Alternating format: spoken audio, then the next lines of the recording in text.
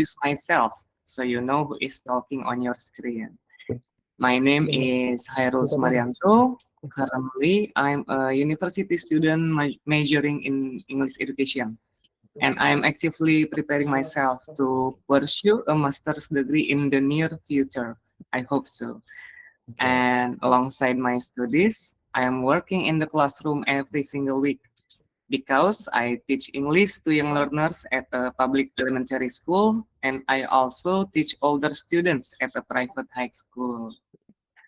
Now, when you look at my background, an English education major who teaches at two different school levels, who wants to study even further, your very first thought might be, oh no, we are in for a long, boring academic lecture. But you might be expecting me to pull up a presentation filled with grammar, fancy subject, or maybe vocabulary drills. But I want you to put your mind at ease. Okay? There are no quizzes, no tests, or no formulas to memorize. We are just here to solve right now. Okay? Okay. So, Okay. And feel free to cut me off and ask me questions if you want to. Uh, we are talking casually right now. Okay. okay, sir. Okay. If I may know, can I know your names, please? Okay, my name is Hamzah Jawas. You can call me Hamzah. And Okay. My name Daffi Sarasmadi. Maybe may you can call me Daffi. Okay. Thank you, Mr. Hamza and Mr. Daffi. So, today I am not standing in front of you as a classroom teacher giving you grades. Instead, I'm here as someone who was once sitting exactly where you are sitting right now in ninth grade. It's about ninth grade, yeah? yeah, Okay. And maybe I was trying to figure out what my interests were, what I wanted to do with my life, and how to learn the things I was actually passionate about. I want to share my personal story about how English became something far greater than just a school subject. To me, English was never the final goal, actually. It was never just about getting a good score on report card or passing a national standardized test or INBK right now, I think it's called. And instead, English became my ultimate cheat code, a master key that allowed me to teach myself completely unrelated skills to English, like high level video and photo editing, or launching projects, or most recently, I learned also about data analysis, business, and finding new career opportunities. okay. So, as ninth graders, maybe you are standing at a very significant point in the road. You are getting to graduate from junior high school, right? And make the jump into senior high school, or Yeah. maybe perhaps vocational school, SMK. People around you, parents, teachers, perhaps relatives, are probably starting to ask you questions like, "What is your talent? What major are you going to choose?" Or maybe, "What do you want to be when you grow up?" If you don't have a crystal clear answer to those questions yet, that is completely fine, I think. In fact, my goal today is to show you why it is okay to be curious about many different things at once. How mastering one universal language can unlock every single door you decide to walk through later on. Okay, so let me take back a few years when I was around your age. When I was in junior high and early high school, I had a habit that used to worry people around me. My hobbies changed constantly. One month, I will be obsessed with learning how to shoot and edit photo. A few months later, I will drop everything and spend hours learning how to edit cinematic videos or maybe color grading, that kind of stuff, and even build a digital content. But then my interest would shift again, and I would want to understand how online platforms work, how to read audience analytics, or how business scale up and create opportunities for other people to work with. And People around me would look at this pattern and say, "You're the jack of all trades, but master of none." People often call me that because I do like to learn a lot of new things, but never really try to be an expert at one. But in our society, that phrase is almost always used as an insult or a warning. People say it to mean that you are unfocused, that you lack discipline, or that you are wasting your time bouncing from one topic to another without becoming world-class expert at a single thing. But we live in a world that constantly tell us, pick one box, get to it, and then stay there for the rest of your life. But I mean, for a long time, I actually believed that criticism. I thought there was something wrong with my approach because I couldn't restrict myself to just one interest. But then, as I began reading more and exploring history, exploring journals, exploring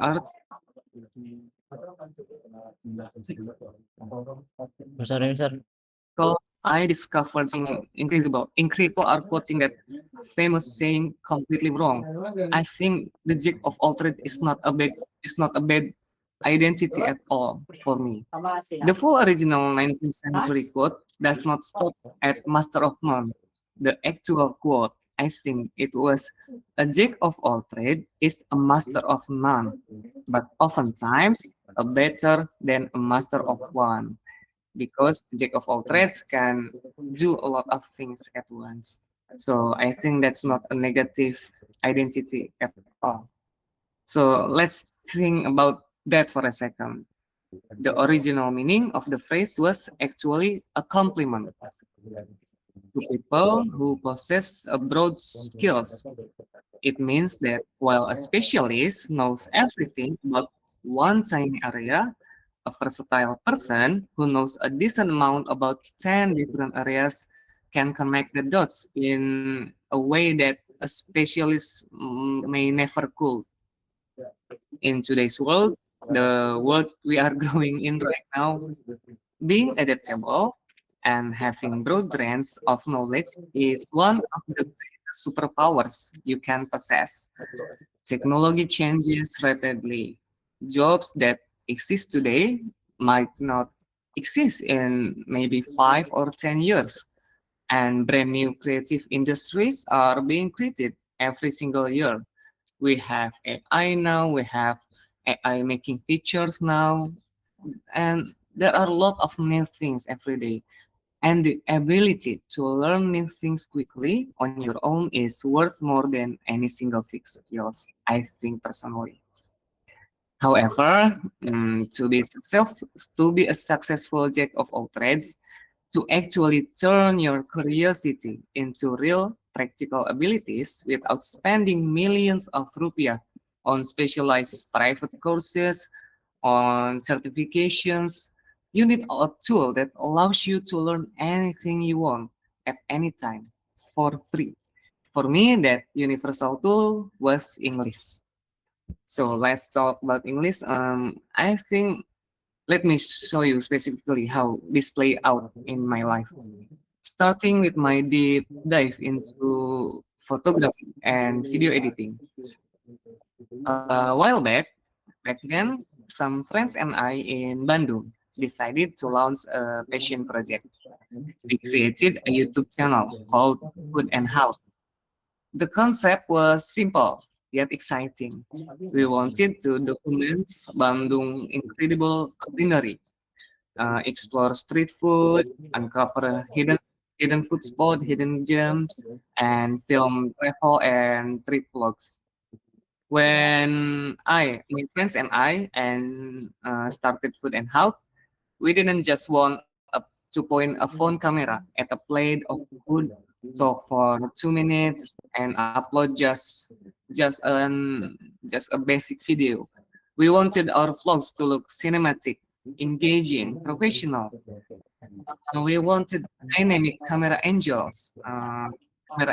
sorry, beautiful color grading, crisp sound, snappy pacing, and thumbnails YouTube thumbnails, YouTube thumbnails was a big thing back then, and it has to be so people want to click on the video, and that was the challenge. I think none of us, especially me, had gone to film school.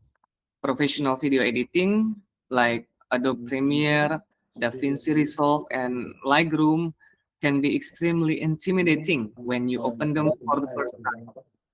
So there are hundreds of buttons, complex panels, timeline settings, and etc. There are lots of things that I have to learn, that we have to learn.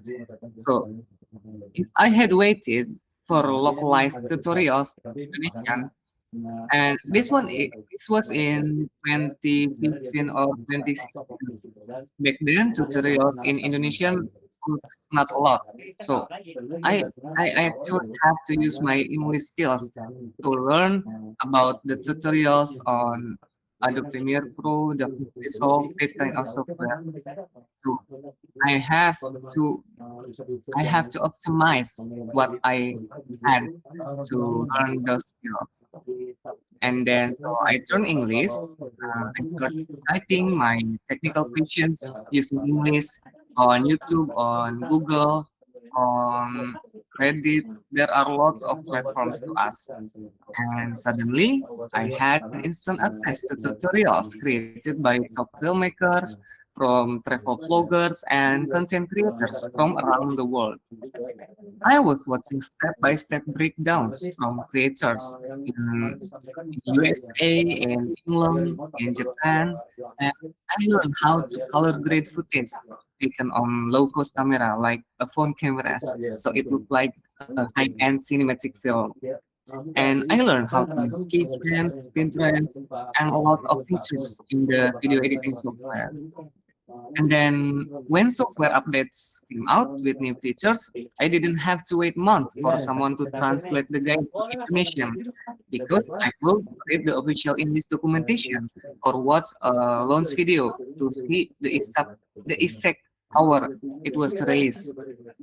And whenever I ran into software crashes or errors while editing an out video, I could copy the error code in English and search it up online on Google and immediately find a solution for that. Because I was using English to solve real, exciting problems on my project for then how making our vlogs look sleek, polished, and enjoyable, I never felt like I was studying a language. It felt like I was building a real visual skills, elevating my creative projects and learning technical terminology naturally because I was passionate about the result of the flow. Now, running a YouTube channel like Food and How is not just about filming and editing videos. Once you start uploading content consistently, you enter a brand new the world of YouTube analytics, viewer data, digital audience growth, Google Ads, and lots of other stuff. And this was the bridge that led me into my next major phase, data analysis and business strategy. When you open YouTube Studio, you aren't just looking at video files anymore. You are looking at graphics, at charts, at click-through rates. There are lots of things that I had to learn again. And at first, all those charts look like random lines and numbers, I think. But very quickly, I realized that data tells a story.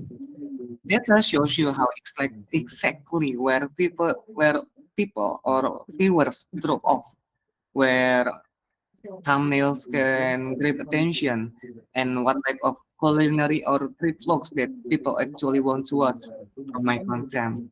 So I realized that if I wanted put and out my project with my friends and my projects to grow, I needed to learn how to read data, how to read analytics, and think strategically like a business. And once again, English is the tool on how to I get to that point. And data science, business analytics, and digital strategy that is very heavy. It can sound very heavy, dry, and maybe full of complicated math. But because I was fluent in searching in English, I was able to access free world-class learning resources. I enrolled in free courses offered by global platforms like Google and read case studies from international marketing strategies and learn how to use data analytics and looking at spreadsheets, at Excel and basic analytic frameworks basically. And I didn't need to enroll in expensive four-year business degree just to understand how to analyze performance metrics or spot market opportunities. English gave me direct access to the exact same documentation, tools, and tutorials used by digital strategists everywhere in the world. And here is the most exciting part. Learning data analysis and business strategy through English open a real world door for me. When you combine creative skills like photography or video editing with analytical skills like data interpretation and business strategy, you become a rare and highly valuable person. Suddenly, you are not just someone who edits videos. You become someone who understands how visual content drives business results. This also results in my experience. I actually have worked in Bukalapak as a data analyst for about 3 years, from 2023 to 2026, early 26. But then the business closed and I have to be let go by the company. But that's just how English has given me many opportunities by learning the visual photography editing skills and learning how data works and how to think strategically for business. So this combined skill set, I think, allowed me to spot new opportunities, land more projects too, and then present myself professionally to perhaps clients and make me confidence to teach at multiple academic levels while preparing for my master's degree. English was the single common thread for running underneath every single one of these opportunities. And as we begin to wrap up our sessions today, I think I want to bring all of this back to you. Sitting in ninth grade or getting ready for your next big step in life, I don't expect at all of you to go out today and start editing vlogs or analyzing data spreadsheets. Your passions might be completely different than mine. Maybe you are deeply into graphic design, into gaming or coding or fashion, maybe perhaps culinary, sports even, whatever your interest is. I think these are the takeaways that I want you to remember from my story today. Okay, so the first one, I think you have to shift your mindset about English. You have to stop looking at English as just a list of rules designed to take you out of exams. Stop worrying so stop worrying so much about making tiny grammar mistakes. I think mistakes in language is okay as long as the target message that you want to convey is is received by the person who hears it, who hears what you say. And I think maybe you have to think of English like a tool in your toolbox or a cheat code perhaps in a video game because it is simply the utility that gives you direct, unfiltered access to the best knowledge in the world. Using English when Googling or typing something on the internet will give you more results, I think, if rather than using Indonesian, in my opinion. But I think it's backed up with a lot of reviews from other people too. Okay, so perhaps the second one will be being curious about multiple things. Uh, I'm not saying that you have to fix it when you haven't figured out what your one true passion is. You still don't know what you want to do in life. It's okay. You're still in grade 9. I think this is the exact time in your life when you should be exploring multiple hobbies at once. I think it can be just explore and be a jack of all trades, combining two different skills like creative editing, data strategy, to make you uniquely talented in the future. Okay, so the third one, I think you have to search directly from the source. Whenever you get curious about new topic, maybe it's how to edit a video, how to build a website, or how does a business work, try searching for it in English first. I mean, force yourself to consume content directly from global sources. At first, it might feel slow and you might need a translation dictionary, but very quickly, I think your brain will adapt. Your knowledge will improve naturally and your ability to learn independently will skyrocket. Okay, so I think that's the three takeaways. And as you are preparing for to step into high school or a vocational school like SMK, and eventually into university, perhaps in the future, or the workplace if you are directly going to work.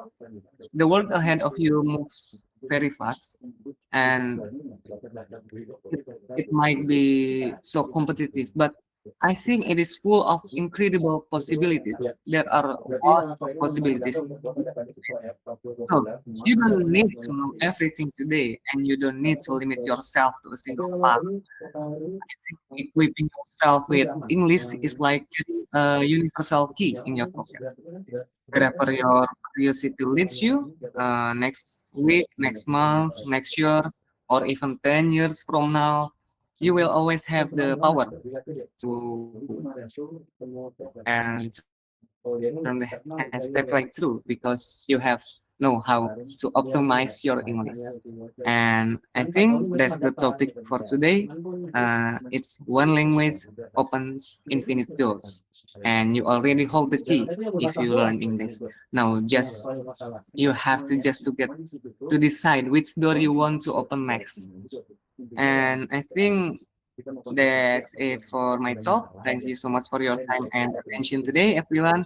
Best of luck with your ninth grade graduation, I hope, and your journey into high school. And I think that's it. You may ask questions if you want to, but yes, I hope you learn something from my experience. I know it might not be a great or a world-class experience, but well, that's an experience that I think we can learn Okay, sir, I have a question. The first one yes. is, do you think English is more important for communication or for getting better opportunities? Why? I think English, for me personally, I learn English basically to get more opportunities. I think I actually learned English since I was in elementary school, and it was since the third grade. I didn't know back then that I have to learn English, but over time, I think English has given me so much opportunities that I kept learning about it, and then now I am specializing it in English education because I think English uh, is beneficial to find opportunities. I hope you answer. I hope that answer your question. If it was unclear, you may give me a follow-up questions. Sir, I have a question. Uh, who or what become your biggest motivation when you first started Any learning other English? question, perhaps? What is, sir? How about? I'm sorry. Who or what became your biggest motivation when you first started I'm learning sorry, English? I think you are muted, Mr. Daffi. Oh, I use Hamzah laptop for ask a question because of some trouble. Uh, Forgive me, but did you ask a question? Because I did not think I listened to the questions. I think you were muted.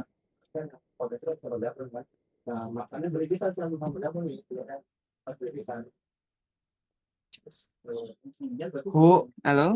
Yes. Ready, sir. Uh, Uh, do you have any other questions, perhaps? Maybe about English, about how to find opportunities in English. I think English actually gave me lots of opportunities. I have worked in multiple international companies. I found those opportunities because I can I can work with English because I think I'm good at English. Actually, I also have a certificate of CEFR, I'm sorry, CEFR C2. That's the European Common Framework for English, and I got a C2 score. C2 score, which is the highest score that you could get from CEFR certification.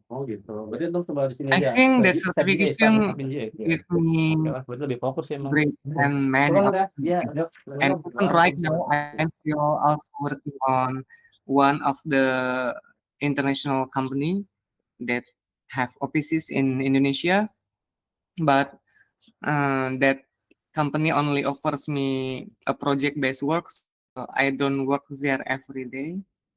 And yeah, I'm just happy to share any experience if you want to know more about that. Okay. Sir, I have Or a yes, question again, sir. What is yes. the most memorable moment you've experienced while using English? Okay, while using English, I think my most memorable experience, perhaps it was when I have a friend. So I have this one friend. She was from Bogor, and I met her in Bandung. She was she was an active group of foreigner circle. I think what was the organization called? I forget the name, but it was a group where a lot of foreigner students group up in a place and just hang out every Saturday or every Friday. And there, it was the first time I actually used English full time in my experience. That was the first time where I can talk freely in English without other people judging me. Because I think most Indonesian people, when we talk in English, often they say, "Wow, you're just a show off. You use English all the time." Well, actually, I'm not trying to show off, but I'm trying to practice my English. But yeah, that was the one of the most memorable experience in my mind when talking about English. Okay. So your most memorable moment is from gathering with people in the Yes, when organization. talking with Yes, when talking with foreigner people. How about you guys? Maybe do you have any memorable experience when using English or when learning English?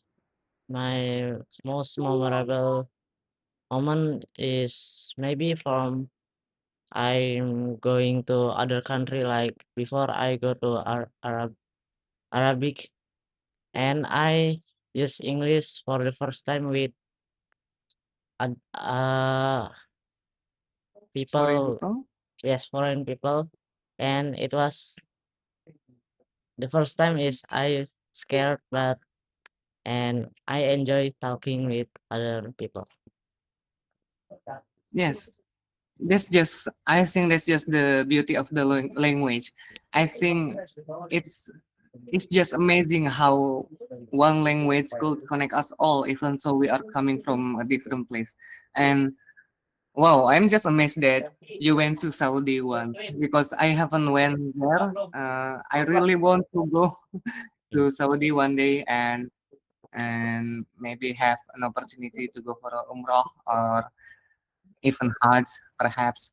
So, okay, may I ask, what opportunity that made you come to Saudi? My opportunity is for umrah. Oh, umrah. Okay, Yes. alhamdulillah. Yes, that was beautiful. It was a beautiful place. I always listen to other people who have went there and tell me about how amazing it was, the experience there. I hope I can come one day too. And yes, David, maybe do you have questions or maybe you want also to share your experience? I have a question. How Yes. do you overcome self-doubt or insecurity when you have to speak English in public? How do I overcome my anxiety? Maybe yeah. Okay. In public, I think I actually am not a really extroverted person. I think personally, because most of my time I'm spending my time quietly. I rarely talk, but because I learn English education and English education is where we have to learn how to teach. And then now currently I'm also teaching in an elementary school and in a high school. Public speaking is just part of my daily activities now. How to overcome it?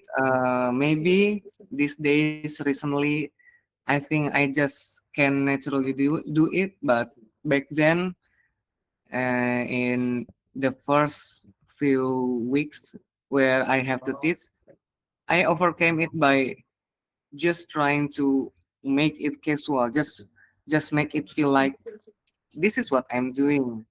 So people usually when they have anxiety when they are trying to talk in public, I think their anxiety came from a pressure because they feel like they are in the spotlight, they are the main attractions.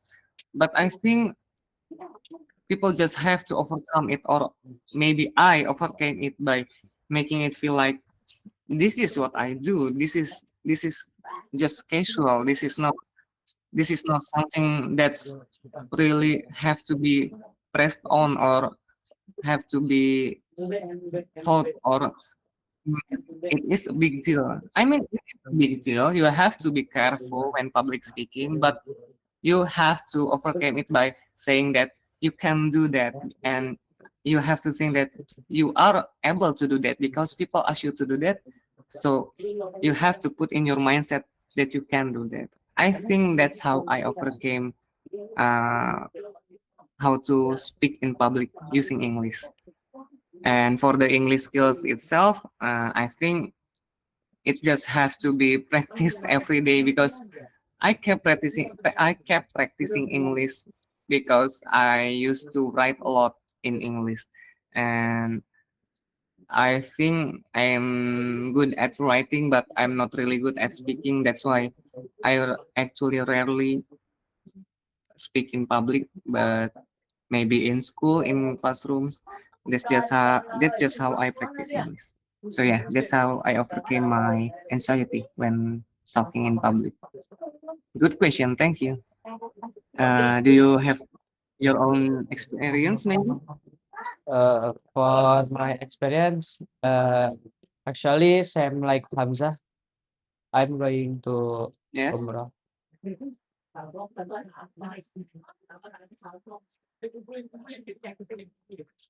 Okay. Okay. Yeah.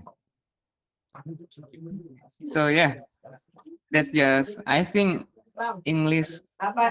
English is just a tool, a tool to make us connect like we are doing today, like something that we do today. Maybe yesterday we were no one. Yesterday we didn't know each other, but today, now I know that you are Mr. Daffi and you are Mr. Hamza, and we can talk here, sharing our experience. I think that's how English has connect us. I think English is a tool for many opportunities. So yeah, I think it's just something that we have to learn. It's not something that we have to learn because we need grades. I think we have to learn English because it is a great tool for every use. What do you think? Do you agree with that, perhaps? Yes. Yes. I Or do agree. you have your own opinion about English? Um, It's okay. I mean, English has really become part of my day now. I actually just recently I teach English in classrooms for about a year now. Back then, I did not teach English in classrooms, but I teach English privately for personal practice for students who want to get good grades at RNBK, that kind of stuff. But right now, I'm actually teaching in a public elementary school, and I also teach in private high school. It's actually in Bogor too, but it is in Rancabungur, if you know where that is. May I know where you guys came from? I came from Cirebon. Oh, Cirebon. Really? Yes. Yes. I actually I'm actually born in Cirebon. You I wanna? was born in Sumber. Oh, Yes. So you came to Bogor to study, or do you actually live in Bogor I came to Bogor to study. to study? Okay. Yes. So you are originally from Cirebon and you actually still live in Cirebon if you don't study at Bogor. Yes. Oh, all right. Yes, I actually came from Cirebon too, and I lived in Cirebon until high school, and then I moved to Bandung for university studies, and now I study in Bogor, and I also work in Bogor. Yeah, but in Cirebon, I live in Sumber, in the What? city center, I think, but city center, but for Kabupaten Cirebon, not for Kota Cirebon. Oh, It's like it's like Cibinong in Bogor. oh. Yeah. How about you? Which part of Cirebon you came from? I actually came from Cirebon in Tuparef. Ah, okay. So the city center for Kota Cirebon. Yes. Yes. How about you, Mr. Davi? Do you have uh, any experience you want to share? You want to share? Where did you uh, come from? I come from Tangerang Selatan, South Tangerang. I'm sorry, Uh, I came from South Tangerang. Tangerang. Yeah. Ah, okay, Tangerang. Tangerang is still close from Bogor, but yes, it's still a different city. So you came to Bogor to study too? Yes. All right, all right. Yeah, Tangerang. Tangerang is actually quite close from you now. I live in Bogor in Yasmin. So if I want to come to Tangerang, I could just go take the Parung route. Oh, Yeah. So yeah, so that's my experience. Well, I hope we learned something today. I think I have some nice sharing experience. I have some nice talks with you guys. Feel free to ask more questions if you want to. Okay. Mister, Mister, can I ask you one last question? Yes, Feel free to ask me. If English were a key that could open one door for you, what door you would choose? If English could open one door for me, Yes. what door would I choose? I think one of the most one of one of the most important door in my life that I can open with English. I think perhaps still the most important one is career. I think my career dependent on English because I actually have to teach English, and I'm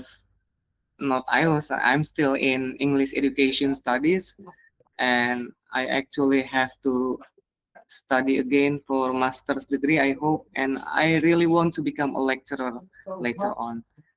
And so I think the most important door for me personally, I think I will open a door to a beautiful career of my future, I think. Yeah. I hope English could open the most beautiful career it could give me. Yeah. Okay, thank you How very about you much, sir. guys? Yes. Um, Do you have your own doors you want to open? um, maybe doors for exploring new place. Yeah. Oh yeah, that's a good answer. I think by acquiring English skills, I think you can go to many places easily because people around the world can speak English. Yes, yeah, that's a good answer. How about you, Mr. Davi, maybe? For me, I want to trip around the world. Okay. I'm sorry, I lost some part of your speech there, but I think I get the general gist of it. So yeah, yeah. So I think you don't have any more questions. No, sir. Like, Okay, I think that's it for today. I'm really thankful that I I get the opportunity to share my experience with you. I hope you can learn something from my experience, and I hope maybe we can meet again in the future. And feel free to reach me out if you have any other question, maybe about video editing skills, or maybe about recently I'm an entrepreneur. I try to open a business and I learn something about data analytics. Maybe if you have the same passion, you feel free just to reach out to me to Okay. us. Maybe I can give you some insights here. And perhaps that's the end of the session. Thank you again. Thank you once again for letting me share my experience, and thank you too because I could get to listen to your experiences too. And let's close this with Hamdallah. Alhamdulillah. Alhamdulillahirrahmanirrahim. I'm sorry if there are any words that may hurt or inappropriate for you guys. I wish you could forgive me for that. Thank you once again. Wassalamualaikum warahmatullahi wabarakatuh. Waalaikumsalam Waalaikumsalam warahmatullahi warahmatullahi wabarakatuh. wabarakatuh.